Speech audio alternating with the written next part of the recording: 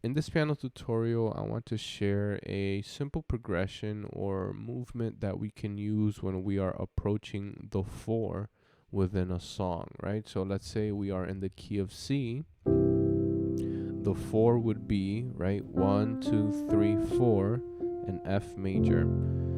And a lot of songs use the 4 either in the chorus or in any other part of the song, right? So one example would be the song Jesus at the Center, right? Which goes, Jesus at the center of it all. And then the next chord is a 4, right? Jesus at the center, and so on and so forth. So usually when we are approaching this 4, we can take different steps. We can use different progressions or different voicings or different chord qualities to approach this 4 in a way that it sounds natural. One of the steps that a lot of keyboard players or piano players use is basically using the 1 chord, which is the 5 of the 4, right? So really quick explanation. It's basically the secondary dominant, right? So when we have the 4, which is F in this case, the 5 of the 4 would be the C. And what we do is basically make this C a dominant chord. And the reason for this is because when we add this B flat, which is the minor 7th or the dominant, right? It gives that feeling or that sense of tension which wants to release once we play this F, right? So you can sort of hear that tension and release, right? So that's one of the options that we have when approaching the 4 chord, right? So Jesus at the center of it all, right? We can use this here, C7, Jesus at, and then you can see how sort of flows naturally. But the progression that I want to teach today is one that you've probably heard before. It's a little bit different, and it starts off on the 6, right? We're going to use a set of passing chords that I sort of consider the circle of fourths, right? So it sounds something like this. I'm going to use it without the song in context, and then I'll use it within the song, okay? So let's say we're going to the 4, we would play something like this.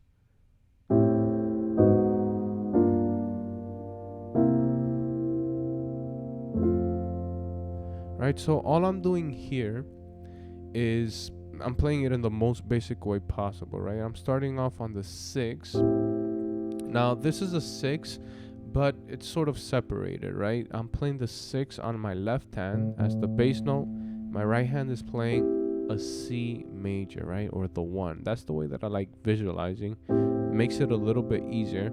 And all I'm doing here is going down chromatically, right?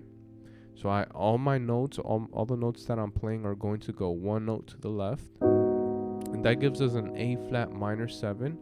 And then we do it once more. And that gives us a G minor 7, right? And then from here, we go up to the C again. But this time we're going to use that C7 that we mentioned before. And from here we land on F major, okay? So once again.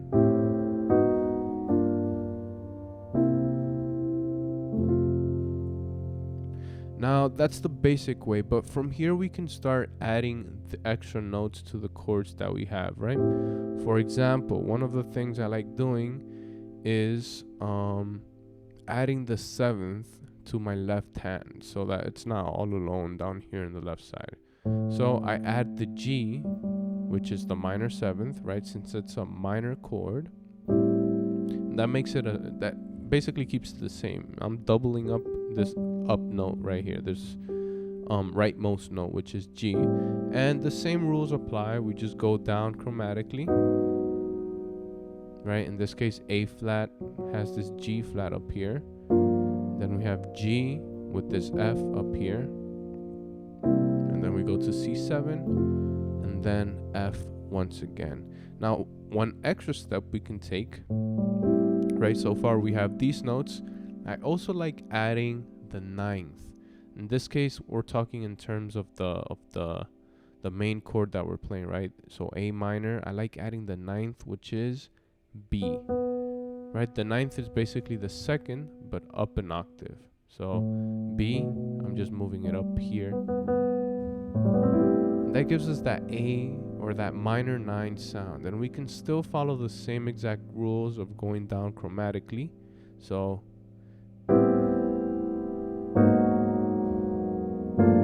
right, all the notes are just moving down, so the voicing stays exactly the same. And then we play that C7, and then we finish on F major. Now, one extra step I want to take is switching up the sound of that C7, right? We had this C7, but I like altering these notes a little bit, right? So one of the voicings I really like using is this one right here. It's a C13 flat 9, right? And this chord is still dominant. As you can see, it has that B flat in there. But it's a good substitution that we can use for the C7. And a good way of memorizing this chord is, or the way that I like memorizing it, is I'm basically playing that C7 on my left hand, but my right hand is going to play a simple triad. But the way I think about it is I'm playing the triad that is a half step to the left of my dominant note, right, of my minor 7. So B flat, the note that is left to it would be A, and I'm simply going to play an A major with my right hand. And that's how we form this chord right here.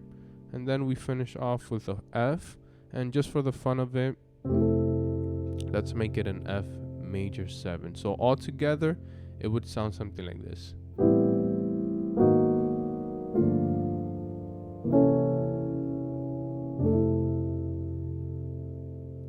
So within the context of the song, right, we're playing Jesus at the center of it all. Jesus at, right? It's a different way of approaching that same 4 chord that we're used to, but it's a way to get creative. And there's a bunch of different stuff we can also do, right? So if we think about this movement a little bit more theoretically, we're basically going around the circle of fourths. So what I mean by this is we started off on the 6, right? And we saw that we were going down chromatically to get to the F. But in reality, when we go down chromatically, this is technically a tritone away from the 4th of A, right? So if we're going from A to D, this D is being substituted by the tritone, which is A flat. So I hope you guys are following me here. So we're technically playing this right here. We're playing A, then D, which we substituted, then we get to this G, and then we play C, and then we play F. So instead of playing this progression,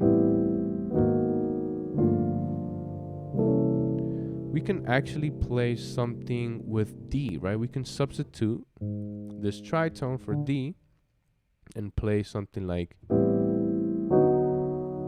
right? We're playing D in this case. We're still maintaining this chromatic movement right here, right? We can play this, which doesn't even come up in the software, but it works out for this progression. So it would sound something like this, right? And then the next chord is a C, right? But we can also apply that tritone substitution. So the same way we substituted this D for this A flat, we can actually substitute this C for F sharp. So we can do something like,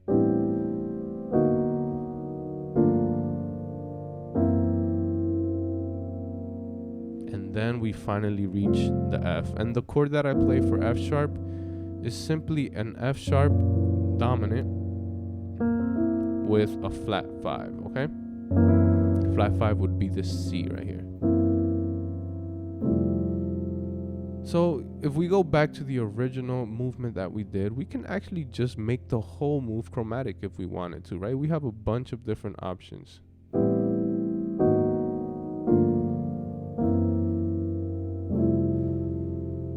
So Jesus at the center of it all.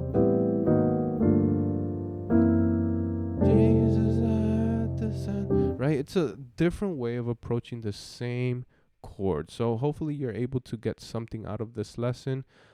Please leave any suggestions down below, whether it be a song request or simply a lesson of something you would like to learn. And if you're not subscribed, subscribe and like this video. That helps out the channel a bunch. And I'll see you next time.